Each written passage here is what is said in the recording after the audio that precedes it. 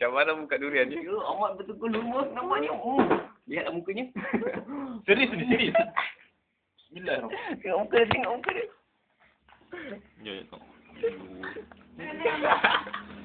Dua rakam aku, Dewa. Tengok durian. Keadaan durian. Masih tetap. Wih, kerengga. Penghalang utama ialah kerengga. Menyebabkan luka namanya.